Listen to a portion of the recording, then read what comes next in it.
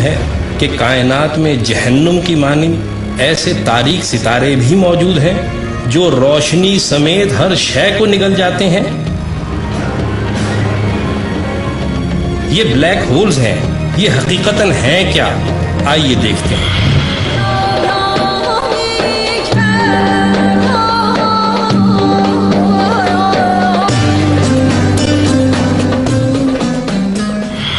سائنسی تحقیقات کے مطابق جب کوئی بہت بڑا ستارہ جس کو ریڈ جائنٹ کہتے ہیں اپنی طبعی عمر گزارنے کے بعد مرنے کے قریب ہوتا ہے تو جہاں ایک طرف اس کا حجم تیزی سے بڑھنا شروع ہو جاتا ہے تو وہیں اس کے اندر تہ بتہ مختلف عناصر پیدا ہونا شروع ہو جاتے ہیں، اور جب اس کے مرکز میں لوہا پیدا ہو جائے تو بس پھر یہ ایک عظیم دھماکے سے پھٹ کر کائنات میں بکھر جاتا ہے۔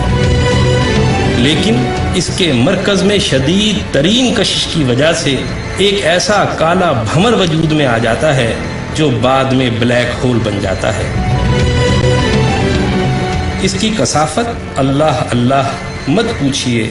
فرض کریں کہ اگر زمین کو چاروں طرف سے دبا دبا کر اتنا چھوٹا کر دیا جائے کہ وہ ایک گولف کی گیند کے برابر ہو جائے تو اس حالت میں جو زمین کی کثافت ہوگی کم و بیش وہی کثافت اس بلیک ہول کی ہوگی۔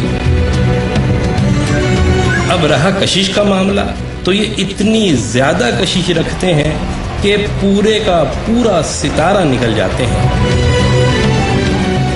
اور اگر خدا نخواستہ کوئی بلیک ہول ہماری زمین کے قریب آ جائے تو پھر ہماری زمین منٹوں میں ذرات بن کر اس کا شکار ہو جائے گی۔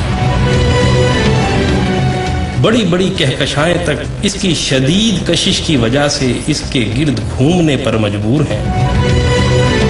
بلیک ہولز کی موجودگی کی اہم ترین نشانی ان میں سے خارج ہونے والی وہ عظیم روشنی ہے جو دودھ کی نکلتی دھاروں کی مانند آج بھی کائنات میں دیکھی جا سکتی ہے۔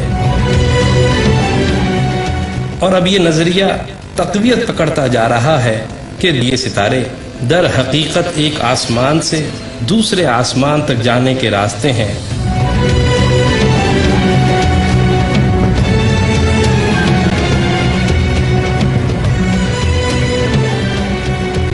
عربی میں راستے کو طریق کہتے ہیں، اور اسی طریق سے طارق نکلا ہے، اور اسی نام سے منسوب سورہ طارق میں یوں آیا ہے: آسمان اور طارق کی قسم۔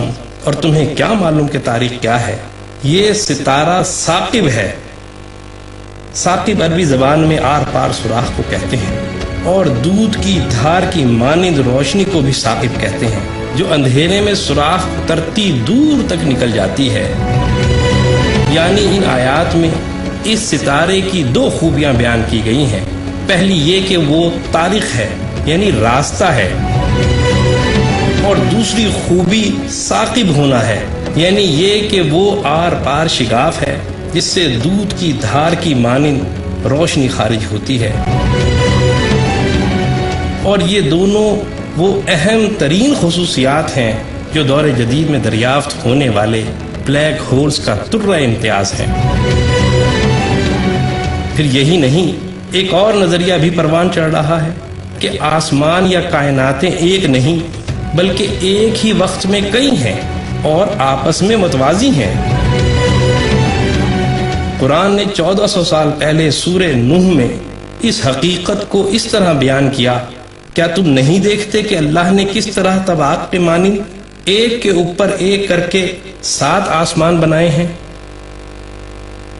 سائنس بھی یہی کہتی ہے کہ یہ بلیک ہولز تعداد میں کئی ہو سکتے ہیں، اور قرآن نے بھی سورہ مومنون میں اس نظریے کو حقیقت کی شکل میں اس طرح پیش کیا ہے کہ اور ہم نے تمہارے اوپر 7 راستے بنائے ہیں۔